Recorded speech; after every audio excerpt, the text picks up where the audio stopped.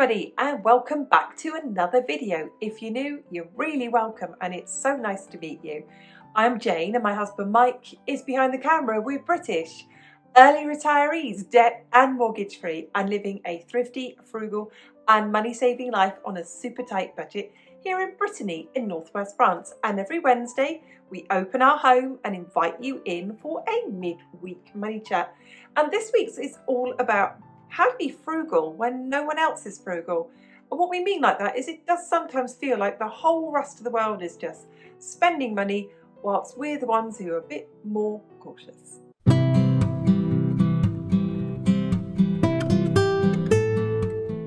Let's get right in and having a quick chat about all the positives about frugality, because from my perspective, maybe from yours, maybe if you're a frugal person too, there's a lot of positives about it, aren't there? So I've got a list of them here. Let's have a quick canter through these. You're really purposeful with what you own. You don't replace things that don't need replacing.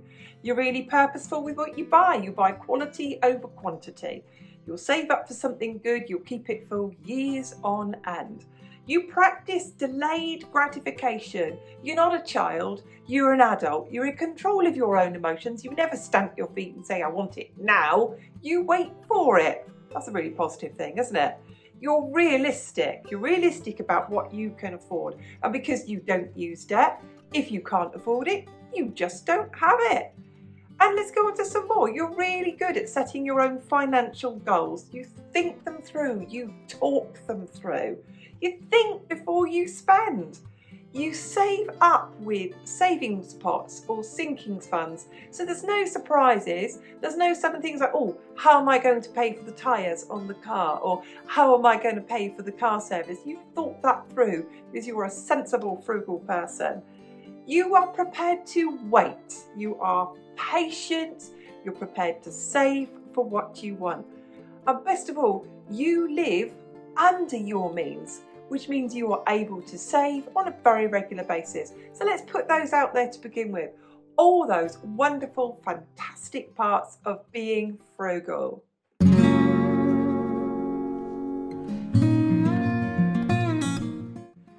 So who are all these people who are not frugal, who are part of our lives? They could be our grown-up children. They could be our grown-up grandchildren. They could be our siblings. They could be our parents. They could be, obviously, our social group, the people that we know, that we mix with. They could be our colleagues. They could be our neighbourhood and our community that we live in. Or they could be our partner. So it can be quite difficult if we're around these people who are essentially close to us on a very regular basis. And they're not frugal, but we're trying to be.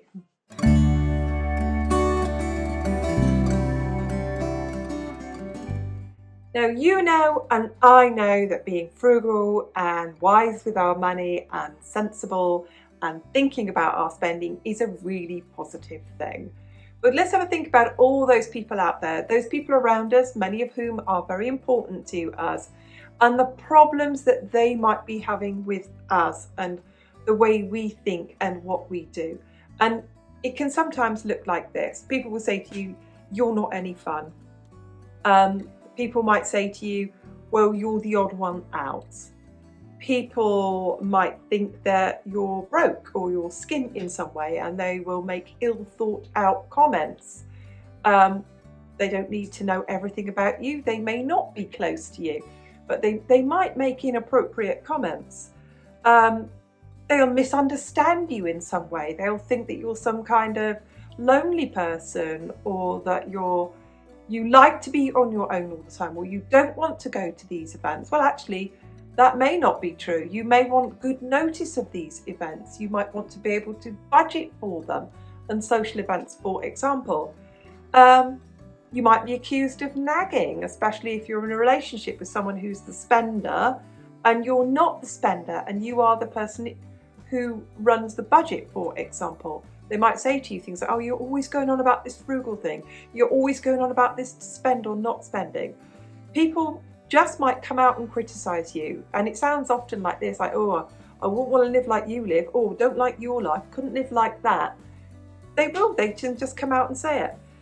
And people will hide their struggles in a way by saying things like, oh, well, you only live once. You could be dead tomorrow. Pretty unlikely you won't be. Oh, you want to get out there and have some fun. And, all of these in one way or another, they're kind of criticisms. And don't forget, like I said, you haven't got the problem with frugality. They've got the problem with frugality, and what they're doing when they're saying these things to you is they're projecting that onto you.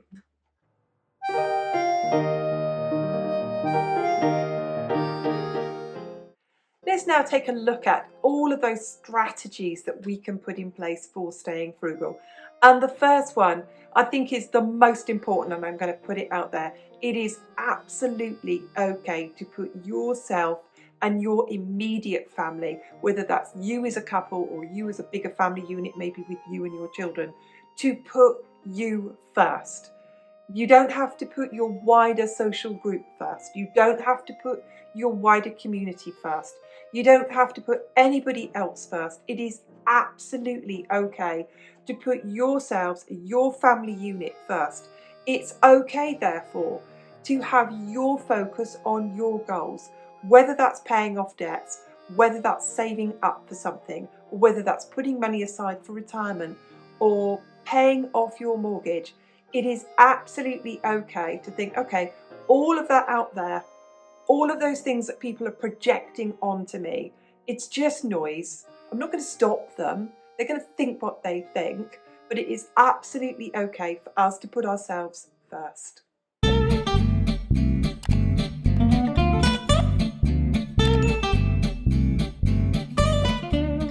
When it comes to your goals, your reasons for your frugality, your reasons for saving, for whatever reasons they are, from whether it's paying off debt or saving up money or paying off the house, you can go two ways with these goals, can't you? You can keep them absolutely to yourselves, and that's okay, or you can judiciously share them with very few people, because not everybody needs to know your business. I have been somebody who's been out there in the world, whether it's with a blog or now a YouTube channel, and I have shared my finances, and I do it to encourage others to live as frugally as they choose, or to live on a budget if they choose, and to be an example to other people, because they may not have seen that. However, you don't have to do that. You don't have to tell anybody your reasons why you're frugal. You don't have to tell anybody the reasons why you're saving money, or you're paying off debt, or you want to save up to put a deposit on a house. You don't have to tell anybody about it, but you can share it with people who value what you value, or who just simply value you and who you are.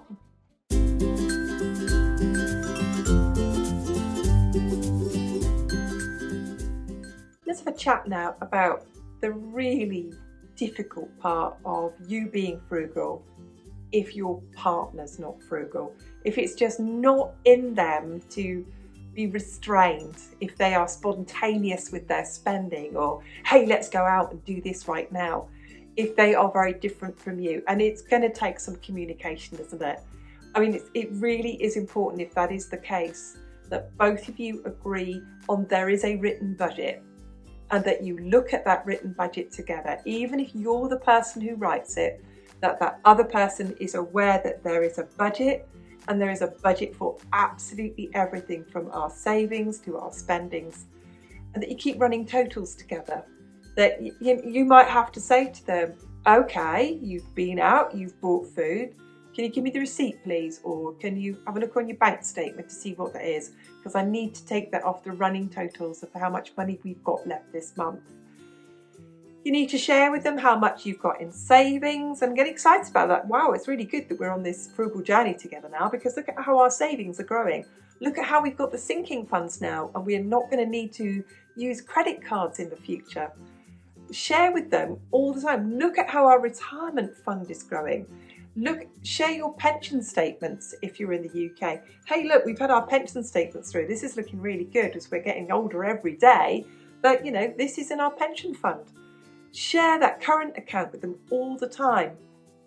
Keep talking about money. Keep the tone of voice positive as well, because it can, if you've got the other person and they're really not into this in the way that you are, it will to them feel like you're going on and that you're nagging. You're going to need more regular budget meetings. You're going to have to desensitize them from this, so they stop thinking that it's a trial, that it's something that is normal and it happens on a regular basis. Share with them, oh, thanks love, thank you for the receipts. I've written those in our budget book. I've kept a running total of that. You know you've got, £80 a month to spend on beer. Well, you've spent 20, so you've got 60 left. I'm not saying you can't have any beer, but I'm just saying, that's what's left. And sometimes, and this is the difficult part, is addressing the imbalance. You might need some outside help with that, especially if one person's holding the money, not letting the other person have any. They could be the frugal one and you could be the not frugal one, and they might be holding all the money and not letting you have any money. And that's a control issue here that's quite difficult, and I'm not the person to be giving advice on that. But that is something that you might need to look into outside help for. But keep talking. If you've got a partner who's really spontaneous, there might be some fun aspects of that you've always really loved about them, and that you might need to be a bit more flexible about and celebrate with them. But keep talking and just keep going with those regular budget meetings.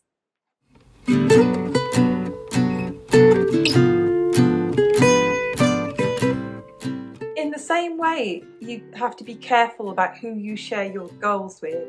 You also have to be careful with who you share your wins with.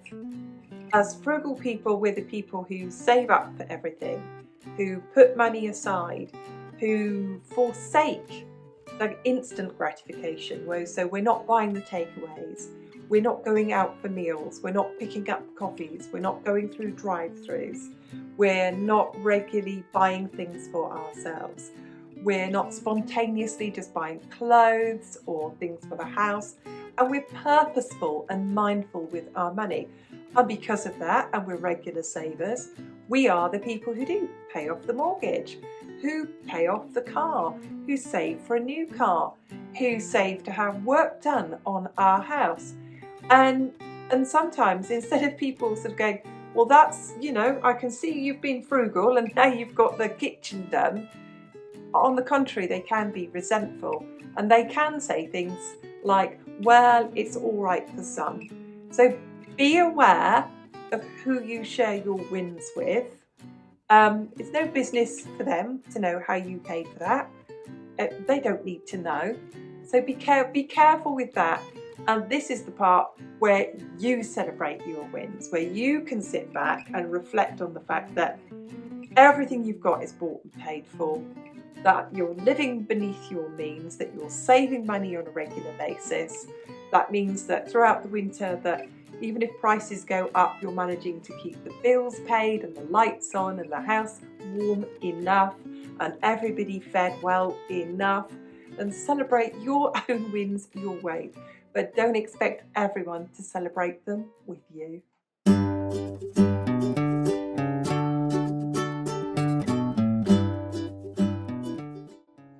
Let's have a chat about differences, because people are different. So whereas people might be looking at your life and thinking, I wouldn't want to live the way you live. I wouldn't want to be the person who doesn't go to restaurants.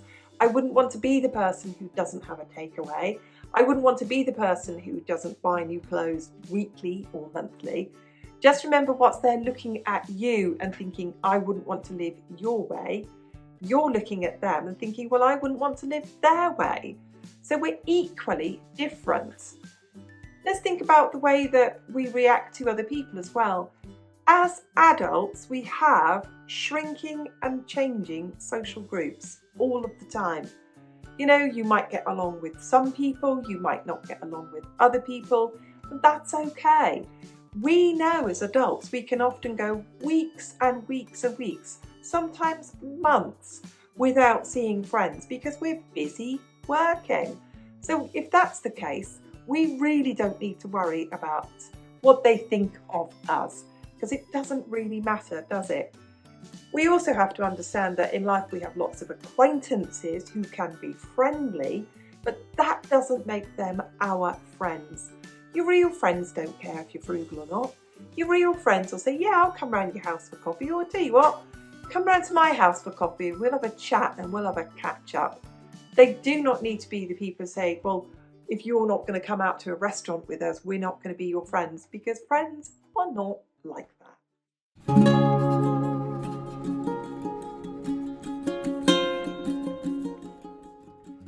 If you've been here before, you know I do like to be reflective. And I'm just going to sum it up simply by saying this: we cannot please all of the people all of the time. We cannot make people think what we think. We don't want to think the way they think. They don't want to live the way we live. We probably don't want to live the way they live. And actually, at the end of the day, we're really not doing anyone any harm at all. So just carry on with frugality. Carry on with a sensible living. Carry on with making sure that your bills are paid and you live the way that's important to you and your family. Thank you to everyone who's been here today. We really appreciate all of you. We want to give a big thanks to everyone who's being such a massive supporter of the channel, to everyone who hits the like button, to everyone who leaves a comment, and to all the subscribers. We really appreciate every single one of you, and we'll see you again soon. Bye for now.